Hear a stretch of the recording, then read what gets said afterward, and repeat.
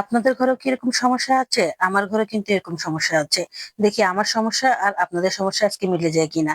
তাহলে আজকে সেটা সলভ করে ফেলবো। এই তো ঢেঁড়স নিয়ে আসলাম আর এই ঢেঁড়স নিয়েই ঘরে যত যুদ্ধ। আসসালামু আলাইকুম, কেমন আছেন সবাই? আশা করি ভালো আছেন। আলহামদুলিল্লাহ আমিও ভালো আছি। ঢেঁড়স সবজিটা অনেক ভালো, অনেক উপকারী, খেতেও অনেক মজা। কিন্তু আমার ঘরে ২ জন ব্যক্তি ঢেঁড়স খায় না। ডাইরেক্টলি যদি ওদেরকে এই ঢেঁড়সটা দিই ওরা কখনোই খাবে না। তাই আমি একটা ইনডাইরেক্ট পথ বেছে নিয়েছি। আর সেই পথটাই আজকে আপনাদের সাথে শেয়ার করব। আপনারাও কিন্তু অনেক উপকৃত হবেন যদি আপনাদের ঘরেও এরকম বাচ্চা থাকে। তো যাই হোক, এই তো ঢেঁড়সটা এখন কেটে নিচ্ছি। আর কিভাবে আজকে ঢেঁড়সটা আমি ভাজি করব সেটা দেখলে অবাক হয়ে যাবেন। সত্যি বলতে বড় বলেন বাচ্চা বলেন যারা খায় না তারাও খাবে। তো যাই হোক, এই তো এখন আমি ঢেঁড়সটাকে একদম ভালো করে ধুয়ে নিয়েছি। তারপর এভাবে কুচু কুচু করে কেটে নিয়েছি। তবে ঢেঁড়সটা কিন্তু একদমই কচি হতে হবে, কচি হলেই খেতে ভালো লাগবে। তো এই তো কুচু কুচু করে কাটা হয়ে গেছে, দেখেন কতটা পাতলা করে কেটেছি। আসলে বাচ্চারা অনেক কিছুই খাবে না, তাই বলে বাচ্চাদেরকে ছেড়ে দিলে চলবে না। ওদেরকে চেষ্টা করতে হবে খাওয়ানোর জন্য। এবার চলে যাচ্ছি চুলার কাছে, একদমই সিম্পল একটা রেসিপি, অল্প সময় লাগে। এবার একটা ফ্রাই প্যান বসিয়ে দিলাম, তার মধ্যে একটু পরিমাণ মতো তেল দিয়ে দিলাম আর সাথে দিয়ে দিলাম পেঁয়াজ কুচি আর কাঁচামরিচ কুচি। এখন ভালো করে নেড়ে চেড়ে একদম একটু নরম করে নিয়েছি। তারপর দিয়ে দিলাম এখানে হলুদের গুঁড়ো, মরিচের গুঁড়ো, ধনিয়ার গুঁড়ো, ব্যাস, আর একটু স্বাদ মতো লবণ। আর তারপর ভালো করে নেড়ে চেড়ে এবার আমি ঢেঁড়স গুলোকে এখানে দিয়ে দেবো। এখন হয়তো বলবেন যে আমরা তো এভাবে ঢেঁড়স ভাজি করি, এখানে নতুনত্বের কি আছে? হ্যাঁ, সামনে দেখতে পাবেন যে নতুনত্বের কি আছে। সত্যি বলতে ঢেঁড়স কিন্তু একদমই ভাজা ভাজা পোড়া পোড়া করে খেয়ে কোনো লাভ নেই। ঢেঁড়সটা খেতে হলে একটু কাঁচা থাকতেই খেতে হবে। আর তার জন্যই আমি এত টেকনিক ব্যবহার করি। তো যাই হোক, এখন আমি একটু ঢেঁড়স গুলোকে একটু নেড়ে চেড়ে মিশিয়ে দিচ্ছি।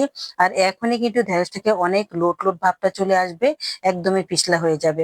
আর এই পিছলা জিনিসটা আসলে বাচ্চারা সহ্য করতে পারে না, তাই খেতে চায় না।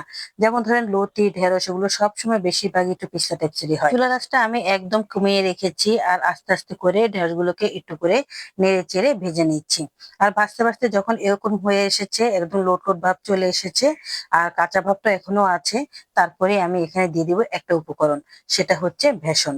এই তো একটু করে বেসন দিয়ে দিলাম আর এখন নেড়ে চেড়ে দিচ্ছি। এই বেসনের কারণে ঢেঁড়সের লোট ভাবটা একদমই চলে যাবে, ঝরঝরা হয়ে যাবে। তো দেখেছেন কতটা ঝরঝরা হয়ে গেছে, আর লোট ভাবটা এখন নেই। আর এবার দিয়ে দিব আমি আরেকটা উপকরণ, সেটা হচ্ছে ডিম। বাস, ডিমটা এবার ভেঙে দিয়ে দিচ্ছি।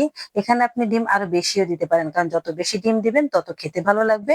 আর ঢেঁড়সটা একদমই বোঝা যাবে না যেটা ঢেঁড়স খাচ্ছে। ডিমটা ভালো করে সিদ্ধ হয়ে মিশে যাওয়া পর্যন্ত একটু ভালো করে নেড়ে চেড়ে নিচ্ছি। এভাবে ঢেঁড়স ভাজি করলে আপনার ঘরে কেউই বাদ যাবে না, সবাই মজা মজা করে খাবে। এতটাই মজা হয়, যে কখনো খায়নি সেও একবার টেস্ট করে দেখবে।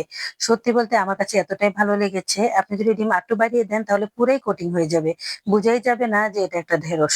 তো যাই হোক, এখন আমি তো ভালো করে ভেজে নিয়েছি, একদম ঝুরঝুরে হয়ে গেছে। আর এবারে আমি নামিয়ে ফেলবো।